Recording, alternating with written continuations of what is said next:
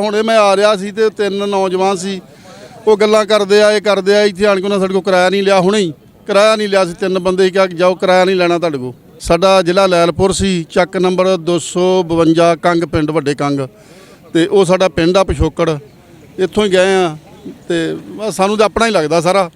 ਹਾਂ, ਤੇ ਉਹ ਗਏ ਜਦੋਂ ਸੀ ਬੜੇ ਆਰਾਮ ਨਾਲ ਗਏ ਸੀ, ਕੋਈ ਮਸਲਾ ਨਹੀਂ ਬਹੁਤ ਮਸਲਾ ਹੋਇਆ ਸੀ। ਮੇਰਾ ਤਾਇਆ ਮਾਰਿਆ ਗਿਆ ਸੀ ਰਸਤੇ 'ਚ, ਬਾਬਾ ਮਾਰਿਆ ਗਿਆ ਸੀ। ਜ਼ਮੀਨਾਂ ਵੀ ਖਰਾਬ ਹੋ ਗਈਆਂ, ਪੂਰੀਆਂ ਨਹੀਂ ਮਿਲੀਆਂ ਜਾ ਕੇ। ਉੱਥੇ ਲੈਲਪੁਰ ਵਾਲੀ ਮਿਲ ਗਈ, ਬਹੌਲਪੁਰ 'ਚ ਸਾਡੀ ਜ਼ਮੀਨ ਸੀ, ਉਹ ਨਹੀਂ ਮਿਲ ਸਕੀ ਸਾਨੂੰ ਉੱਧਰ ਜਾ ਕੇ। ਸਿੰਘ ਪਿੰਡ ਜਲਾਲਾਬਾਦ ਤੋਂ ਆਇਆ, ਜ਼ਿਲ੍ਹਾ ਤਰਨਤਾਰਨ ਤੋਂ। ਮੈਂ 2017 ਵਿੱਚ ਵੀ ਆਇਆ ਸੀ। ਉਦੋਂ ਦਾ ਜੋ ਮਾਣ ਸਤਿਕਾਰ ਪਿਆਰ ਮਿਲਿਆ ਪਾਕਿਸਤਾਨੀਆਂ ਵੱਲੋਂ ਸਾਨੂੰ, ਉਹਦੀ ਬਦੌਲਤ ਮੈਂ ਐਤਕੀ ਫਿਰ ਖਿੱਚਿਆ ਆਇਆ। ਅੱਛਾ, ਜਿਹੜਾ ਪਿਛਲੀ ਵਾਰੀ ਦਾ ਮਿਲਿਆ ਹੋਇਆ ਮਾਨ ਸਤਿਕਾਰ ਆ, ਉਹਦੀ ਵਜ੍ਹਾ ਤੋਂ ਤੁਸੀਂ ਦੁਬਾਰਾ ਆਏ ਹੋ? ਫਿਰ ਆਉਣ ਨੂੰ ਦਿਲ ਕੀਤਾ, ਵਾਰ-ਵਾਰ ਦਿਲ ਕਰਦਾ ਕਿ ਜਿਵੇਂ, ਕਿਉਂਕਿ ਇੱਥੇ ਪਬਲਿਕ ਸਾਨੂੰ ਪਿਆਰ ਕਰਦੀ ਆ, ਪਬਲਿਕ ਸਾਡਾ ਮਾਣ ਕਰਦੀ ਆ, ਪਬਲਿਕ ਸਾਡੀ ਇੱਜ਼ਤ ਕਰਦੀ ਆ। ਅਗਰ ਕੋਈ ਵੈਰ ਵਿਰੋਧ ਹੋਊ ਤਾਂ ਸਾਨੂੰ ਨਹੀਂ ਪਤਾ ਕਿ ਸਰਕਾਰਾਂ ਦੀ ਕੀ ਪ੍ਰੋਬਲਮ ਆ। ਪਬਲਿਕ ਦੇ ਵਿੱਚ ਤਾਂ ਕੋਈ ਗੱਲ ਨਹੀਂ ਹੈ। ਜਿੱਥੇ ਵੀ ਕੋਈ, ਮੈਂ ਬਾਹਰਲੇ ਦੇਸ਼ਾਂ 'ਚ ਕੋਈ ਬਰੂਨੀ ਦੇਸ਼ ਆ, ਉੱਥੇ ਰਿਹਾ, ਉੱਥੇ ਮੁਸਲਮਾਨ ਭਰਾ ਸਾਡੇ ਬੜੇ ਸੀ, ਉਹਨਾਂ ਨਾਲ ਸਾਡਾ ਬਹਿਣ ਖਲੋਣ ਸੀ, ਰੋਟੀ ਪਾਣੀ ਦੀ ਸਾਂਝ ਸੀ। ਤੇ ਇੱਥੇ ਵੀ ਬੜਾ ਵਾ। ਹੁਣੇ ਮੈਂ ਆ ਰਿਹਾ ਸੀ ਤੇ ਤਿੰਨ ਨੌਜਵਾਨ ਸੀ, ਉਹ ਗੱਲਾਂ ਕਰਦੇ ਆ, ਇਹ ਕਰਦੇ ਆ। ਇੱਥੇ ਆਣ ਕੇ ਉਹਨਾਂ ਸਾਡੇ ਕੋਲ ਕਿਰਾਇਆ ਨਹੀਂ ਲਿਆ, ਹੁਣੇ ਹੀ ਕਿਰਾਇਆ ਨਹੀਂ ਲਿਆ ਸੀ। ਤਿੰਨ ਬੰਦੇ ਹੀ ਕਿਹਾ ਕਿ ਜਾਓ, ਕਿਰਾਇਆ ਨਹੀਂ ਲੈਣਾ ਤੁਹਾਡੇ ਕੋਲ। ਕਾਹਦੇ ਤੇ ਆ ਰਹੇ ਸੀ ਤੁਸੀਂ? ਵੀਲਰ ਤੇ। ਅੱਛਾ, ਰਕਸ਼ੇ 'ਚ ਆ ਰਹੇ ਸੀ? ਰਕਸ਼ੇ ਤੇ ਆ ਰਹੇ ਸੀ। ਉਹ ਰਕਸ਼ੇ ਵਾਲੇ ਨੇ ਨਾਲ ਦੋ ਨੌਜਵਾਨ ਸੀ, ਉਹ ਕਹਿੰਦੇ ਯਾਰ ਸਾਡੇ ਕੋਲ ਲੈ ਲਾ ਜੋ ਲੈਣਾ, ਇਹ ਸਰਦਾਰਾਂ ਕੋਲ ਕਿਰਾਇਆ ਨਹੀਂ ਲੈਣਾ। ਆ ਹੁਣੇ 5 ਮਿੰਟ ਦੀ ਗੱਲ ਆ।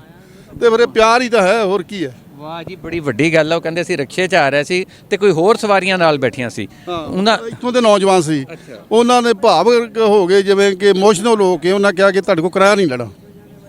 ਇਹ ਦੇਖੋ, ਇਹੀ ਗੱਲ ਆ, ਇਹੀ ਜਿਹੜੀ ਇਹਨਾਂ ਨੂੰ ਖਿੱਚ ਕੇ ਲੈ ਕੇ ਆਉਂਦੀ ਆ ਬਾਰ-ਬਾਰ ਸਾਡੇ ਸਰਦਾਰਾਂ ਨੂੰ, ਦੋਸਤਾਂ ਨੂੰ, ਕਿ ਇੱਥੇ ਆ ਕੇ ਲੋਕ ਇੰਨਾ ਪਿਆਰ ਕਰਦੇ, ਇੰਨਾ ਸਤਿਕਾਰ ਕਰਦੇ ਆ। ਕੋਈ ਗੱਡੀ ਦੀ ਚਾਬੀ ਦੇ ਦਿੰਦਾ, ਕੋਈ ਖਾਣੇ ਦੇ ਪੈਸੇ ਨਹੀਂ ਲੈਂਦਾ, ਕੋਈ ਕਿਰਾਏ ਨਹੀਂ ਲੈਂਦਾ, ਟੂਲ ਪਲਾਜ਼ੇ ਨਹੀਂ ਲਏ ਜਾਂਦੇ ਇਹਨਾਂ ਕੋਲੋਂ।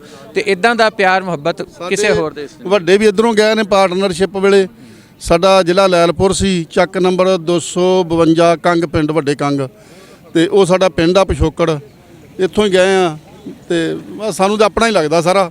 ਹਾਂ, ਤੇ ਉਹ ਗਏ ਜਦੋਂ ਸੀ ਬੜੇ ਆਰਾਮ ਨਾਲ ਗਏ ਸੀ, ਕੋਈ ਮਸਲਾ ਨਹੀਂ ਬਹੁਤ ਮਸਲਾ ਹੋਇਆ ਸੀ। ਮੇਰਾ ਤਾਇਆ ਮਾਰਿਆ ਗਿਆ ਸੀ ਰਸਤੇ 'ਚ, ਬਾਬਾ ਮਾਰਿਆ ਗਿਆ ਸੀ। ਜ਼ਮੀਨਾਂ ਵੀ ਖਰਾਬ ਹੋ ਗਈਆਂ, ਪੂਰੀਆਂ ਨਹੀਂ ਮਿਲੀਆਂ ਜਾ ਕੇ। ਉੱਥੇ ਲੈਲਪੁਰ ਵਾਲੀ ਮਿਲ ਗਈ, ਬਹੌਲਪੁਰ 'ਚ ਸਾਡੀ ਜ਼ਮੀਨ ਸੀ, ਉਹ ਨਹੀਂ ਮਿਲ ਸਕੀ ਸਾਨੂੰ ਉੱਧਰ ਜਾ ਕੇ। ਮੁਕੱਦਮੇ ਬੜੇ ਲੜੇ, ਕੁਛ ਨਹੀਂ ਹੋਏ। ਇਹਦੇ ਸਬੂਤ ਦਿਓ। ਸਬੂਤ ਕਿੱਥੇ ਦਈਏ? ਫਲਾਣਾ ਮਰ ਗਿਆ ਜੀ, ਉਹਦਾ ਸਬੂਤ ਦਿਓ, ਤੁਸੀਂ ਤਾਂ ਤੁਹਾਨੂੰ ਉਹਦੀ ਪੈਲੀ ਮਿਲੂਗੀ। ਕਾਹਦੇ ਸਬੂਤ ਦਈਏ? ਹਟ ਕੇ ਅਦਾਲਤਾਂ 'ਚ ਗੇੜੇ ਮਾਰ 50 ਸਾਲ ਲੜ ਮੁਕੱਦਮਾ। ਨੁਕਸਾਨ ਤਾਂ ਹੋਇਆ ਬਹੁਤ, ਪਰ ਹੋਇਆ ਕਿਉਂ ਇਹ ਮਹਾਰਾਜ ਜਾਣਦਾ, ਕੌਣ ਜਾਣਦਾ ਕਿਉਂ ਹੋਇਆ। ਇਹ ਤਾਂ ਲੀਡਰ ਜਾਣਦੇ ਹੋਣਗੇ ਉਦੋਂ ਦੇ।